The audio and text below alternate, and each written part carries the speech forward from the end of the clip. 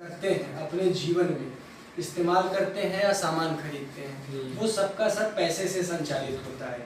अगर पैसा फ्लो करता है तो हमारा काम बनता है। हमारे पास लाख संसाधन उपलब्ध हों, हमारे पास स्कूल भी हो, वैद्य भी हो, दवाएं भी हो, डॉक्टर भी हो, सब कुछ हो, लेकिन अगर पैसा नहीं चल रहा है, पैसा घूम नहीं रहा है। अगर मैंने क्यों कहा कि हम सबका पैसा हमारे ही बीच रहे, क्योंकि पैसा अगर नहीं घूमेगा तो सारा काम ठप पड़ेगा। अब इसमें होता क्या है आप समझिए। मान लीजिए कि ये दो मोबाइल है, ठीक है, ये दो मोबाइल है, ये आपके मार्केट में आया, ये पैसा है, मैं कहता हूँ ये पैसा है। ये पैसा 2 रुपया आपके मार्केट में आया आपके इस्तेमाल के लिए। कहाँ से आया? बैंकों से आया। आप सब आज तक ये जानते होंगे कि सरकार अपना पैसा छापती है, आप सबको यही पता होगा। लेकिन आप सबको मैं एक बात बताना चाहता हूँ कि सरकार अपना पैसा नहीं छापती, सरकार पैसे छपवाती है किसी से। किससे छपवाती है? बैंकों से, रिजर्व बैंक से या फेडरल बैंक से, या जो बैंक ऑफ लंदन है जिसको बैंकों की महारानी कहा जाता है या बैंकों की माता कहा जाता है, बैंक ऑफ लंदन, वहां से पैसे छपते हैं। कैसे छपते हैं? भारत सरकार एक बॉन्ड बनाता है, भारत सरकार एक बॉन्ड साइन करता है। मान लीजिए 2 रुपए का बॉन्ड साइन करके भारत सरकार ने दिया, तो 2 रुपए का करेंसी नोट छापकर वो बैंक आपको नोट में लिख कर देगी कि मैं धारक को 2 रुपए अदा करने का वचन देता हूँ। ये भारत सरकार का गवर्नर उस पर मुहर लगा देगा। और ऊपर आप देखेंगे तो रिजर्व बैंक ऑफ इंडिया लिखा होता है, कहीं भी नोट में भारत सरकार नहीं लिखा होता है, क्योंकि भारत पैसे छापती नहीं, सरकार बैंक के छापती है। तो होता क्या है कि जो रुपया हम देखते हैं, जो रुपया हमारे पास होता है, वो सिर्फ और सिर्फ एक कागज का टुकड़ा होता है, एक रसीद होता है, ठीक है, वो रुपया नहीं होता। वो 100 रुपया हो, 500 रुपया हो, एक 500 की रसीद होती है। वो रसीद हम आपको देते हैं, आप उस रसीद को किसी और को देते हो, और वो रसीद आगे क्यों बढ़ती है? क्योंकि उस रसीद का चलन इतना हो चुका है कि जो मेन बॉन्ड है, मतलब सरकार, आप सबने सुना होगा कि पहले सोना रखती थी, सोना रख के पैसे निकलवाती थी, तो असली मूल चीज क्या हो जाता था? सोना। सोना हमने बैंकों के पास रख दिया, और बैंकों से क्या ले लिया? रसीद, नोट, 100 रुपए 500 रुपए की रसीद ले ली, और वो रसीद हमने मार्केट में चलाना शुरू कर दिया। अब धीरे धीरे हुआ क्या कि उस रसीद का प्रचलन इतना बढ़ गया कि हम सबका जो मेन पैसा था, जो सोना था, वो हम भूल गए कि वो कुछ काम का है। हमने इसी को असली पैसा मानना शुरू कर दिया। अब चूंकि सोना कोई बना नहीं सकता, सोना प्रकृति का दिया हुआ है, लेकिन रुपया बन सकता है, क्योंकि कागज के नोट हैं। जिनका बैंक है वो रुपया भी बनाते हैं। तो वो क्या करते हैं कि आपके मार्केट में अगर 3 रुपए की जरूरत है तो हमेशा 2 रुपए देते हैं बैंक, जो पैसे छापते हैं। अगर आपके मार्केट में 3 रुपए की जरूरत होगी तो 2 ही रुपया आपके मार्केट में देंगे, ताकि एक लड़ाई चलती रहे। अगर रुपया पूरा हो जाएगा, 3 की जरूरत है, 3 रुपया पूरा हो गया, ब्याज कहाँ से आएगा और कानून का फायदा कहाँ से होगा? तो एक लड़ाई चलनी चाहिए। इसलिए जो बैंकिंग सिस्टम वाले लोग हैं वो इतने बड़े हैं कि आपके प्रधानमंत्री आपके राष्ट्रपति से भी बड़े हैं, दुनिया की सरकारों से भी बड़े हैं, अमेरिका की सरकार से भी बड़े हैं। वो इतने बड़े हैं जिनके हाथ में पैसों का पूरा नियंत्रण है, और वो ये कहते हैं कि चूंकि जब सारी व्यवस्था कागज के चंद नोटों से ही चल रही है, तो इसको अगर किसी ने केंद्रित कर लिया या इसको अगर किसी ने अपने नियंत्रण में कर लिया, तो वो पूरी दुनिया को नियंत्रित कर सकता है और पूरी दुनिया पे हुकूमत कर सकता है। और उनकी संख्या कितनी है? उनकी संख्या गिनती की 20 से 25 है। 20 से 25 लोग ऐसे हैं 750 करोड़ लोगों में, जो पूरी दुनिया को एक बाजार समझते हैं। हम आप जैसे लोगों को भेड़ बकरी समझते हैं, और वो इस मार्केट में मंदी और महंगाई किस प्रकार लाते हैं उसको समझने की कोशिश करिए। बाजार में मान लीजिए वो क्या करते हैं, सरकार बॉन्ड दिया और सरकार से उन्होंने 100 रुपए छपवा के नोट ले लिए। अब वो 100 रुपए सरकार क्या करती है? गरीबों में बांट देती है, योजना के नाम पे या गरीबों की मदद के नाम पे। जैसे आज 20 लाख करोड़ बटा, अब 100 रुपए बट गए तो गरीब आदमी क्या करता है? वो 100 रुपए से जाके कोई काम करेगा, कोई सामान खरीदेगा, तो वो पैसा फिर गरीब आदमी के पास से किसके पास गया, किसी व्यापारी के पास चला जाता है। फिर वो व्यापारी क्या करता है कि वो पैसा ले जाके बैंक में जमा कर देता है। फिर बैंक वाला क्या करता है कि आपके 100 रुपए से 10 रुपया रिजर्व रखता है और 90 रुपया किसी दूसरे को ब्याज पे उठा देता है।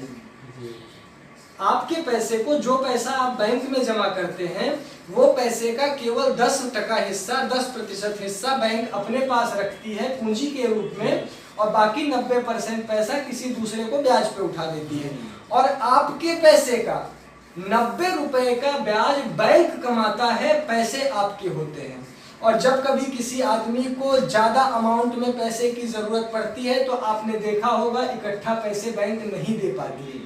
क्यों नहीं दे पाती? क्योंकि बैंक के पास पैसे ही नहीं रहते। और बैंक के पास क्या, पूरे मार्केट में ही पैसा नहीं है। मैंने बताया ना कि जितनी जरूरत है उससे कम पैसा वो मार्केट में डालते हैं। लेकिन ब्याज के नाम पर, जो ब्याज के नाम पर कमाई होती है, वो कमाई हवा में बनती है। कैसे बनती है मैं आपको समझाता हूँ। यहाँ पे मैंने मान लीजिए 20 रुपया दिया आपको, 20 रुपए, ये एक बाजार है, मान लीजिए भारत का पूरा बाजार है, मैंने 20 रुपए इस बाजार में डाल दिए, टोटल 20 रुपए है, ठीक है। और उस 20 रुपए पे मैंने भारत सरकार से, मैं बैंकर हूँ, मैं बैंक हूँ, मैं नोट छापता हूँ, मैंने भारत सरकार को 20 रुपए दिए उसके बाजार के लिए, और उस पे 2% का ब्याज लगाया, ठीक है। 2% का ब्याज लगाया तो साल भर बाद सरकार को कितना देना पड़ेगा ब्याज के रूप में? 2 रुपए, 2 रुपए देना पड़ेगा, 20 रुपए का 2 रुपए। तो अब 2 रुपए और 20 रुपए कितना हो गया? 22 रुपए। लेकिन बाजार में पैसा कितना है? 20 रुपया है ना। तो ये जो 2 रुपए बना, ये कहाँ से बना? ये हवा में बना, ये हवा में बना है ही नहीं, देगा कहाँ से सरकार? तो सरकार क्या करती है, ब्याज तो भरती रहती है। और ये जो खेल है, ये बड़े बड़े अर्थशास्त्रियों को, बड़े बड़े अधिकारियों को, बड़े बड़े नेताओं को भी नहीं पता है, ठीक है। अर्थशास्त्रियों को भी नहीं पता, उन बड़े बड़े अर्थशास्त्रियों को भी नहीं पता है कि ये पैसे का खेल कैसे चलता है। अब सरकार हर साल क्या करती है कि उस 20 रुपए का ब्याज देती है। किसमें से देती है? उसी 20 रुपए में से देती है, उसी 20 रुपए में से देती है ना। तो हर साल 2 रुपया देती गई, तो 20 का कितना बचा? 18 बचा, 18 बचा, फिर अगले बार 16 बचा। लेकिन बाजार में पैसा दिख कितना रहा है? 20 रुपया ही तो दिख रहा है, ब्याज तो ब्याज की बात है, लेकिन बाजार में तो हिसाब में तो 20 रुपया चढ़ा हुआ है। एक समय ऐसा आता है जब वो 20 रुपया जीरो हो जाता है। फिर सरकार क्या करती है? फिर योजना के नाम पे वही काम होता है, फिर सरकार 20 रुपया लेती है और मार्केट में डालती है, और फिर उस पे 2 रुपए का कर्ज लगता है। इससे होता क्या है कि मार्केट में पैसे का जो मात्रा है, एक बार 20 रुपए लिया, फिर 20 रुपए लिया, 40 हो गया, मात्रा तो बढ़ गई पैसे की, लेकिन पैसा मार्केट में है ही नहीं, तो कर्जा तो बढ़ते जाएगा, तो कर्जा बढ़ता जाता है। जब पैसे की मात्रा बढ़ती है तो महंगाई बढ़ती है, और जब महंगाई बढ़ती है तो हमारे और आपके ऊपर टैक्स लगता है, और उस टैक्स की भरपाई हम खून पसीने की कमाई से करते हैं। ये पूरा पैसे का मामला है। अगर इसको कोई समझ जाए तो पूरा पैसे का सिस्टम ही खत्म हो सकता है। आप सबको याद होगा कि हम अपना पैसा बैंकों में नहीं रखते थे, पैसे गाड़ते थे, पैसे छुपाते थे, पैसे कहीं रख देते थे, और सालों साल उतना ही पैसा हमें मिलता था। लेकिन क्या आज आप बैंकों में रख के उतना पैसा ले पा रहे हैं? इतनी बैंकें हैं, बैंकें कहती हैं हम आपको इंटरेस्ट देंगे, वो हमें क्या इंटरेस्ट देंगे? तो महंगाई बढ़ जाता है, वो महंगाई बढ़ती है। इसका निदान क्या है? इसका सुझाव क्या है? इसको कैसे हम ठीक कर सकते हैं? ये सरकार को समझनी चाहिए। ये बात जो मैं ये आपको बता रहा हूँ, ये शायद आपको दुनिया में गिने चुने कुछ लोग बताएंगे। ये जो पैसे का मामला है, पहली बार आप सबने इस पूरे मामले को शायद सुना हो, या हो सकता है इससे सुने होंगे। तो ये कैसे ठीक हो सकता है? इसके लिए 3 रास्ते हैं।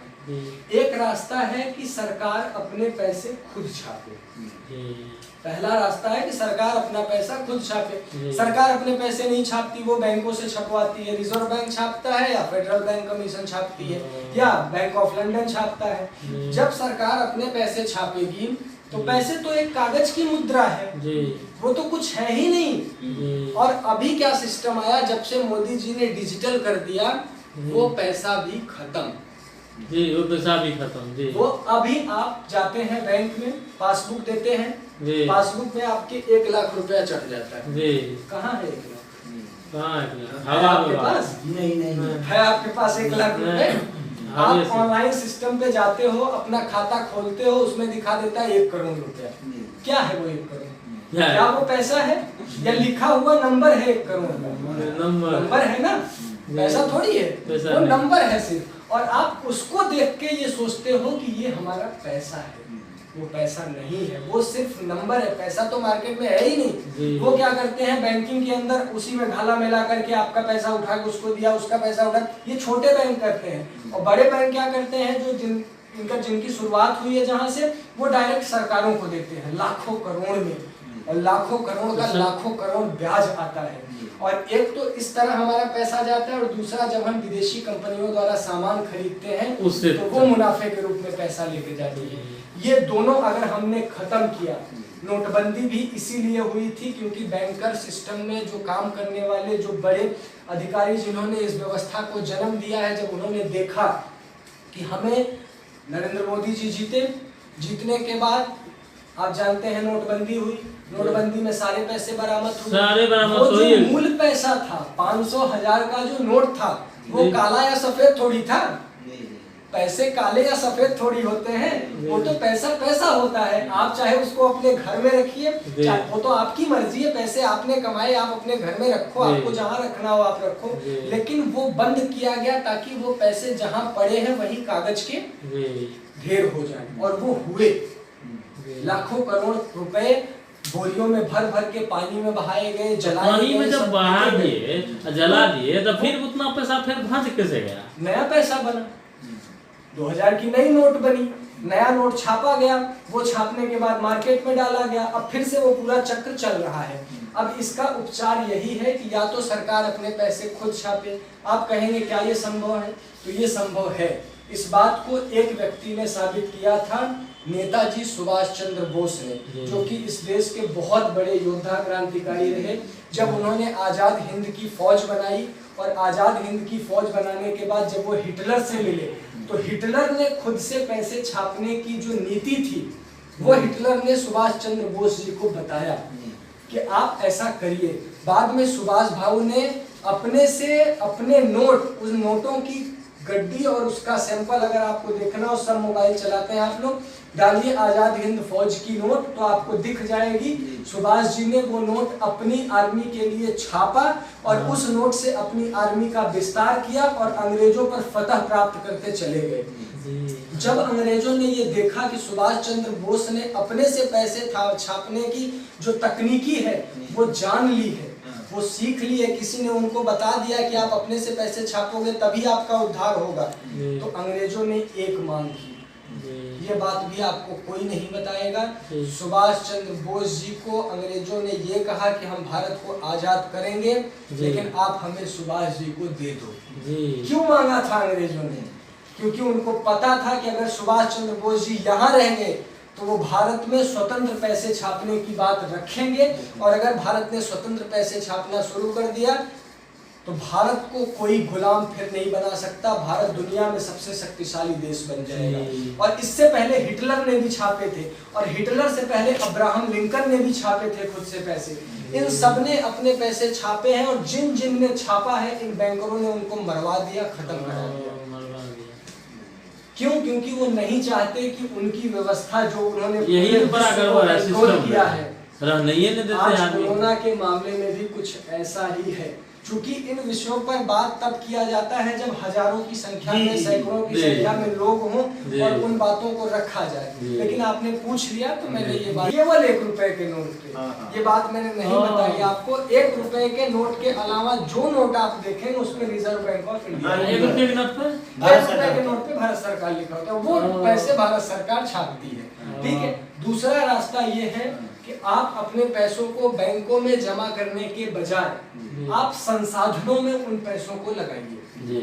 संसाधन में आप ऐसी व्यवस्था कायम करिए उन पैसों के माध्यम से, बैंक में रखने से पैसा नहीं बढ़ता। आपने कभी सुना होगा कि पैसा पैसे को बनाता है? जी, पैसा पैसे को बनाता है। तो कैसे? बैंक में रखने से नहीं।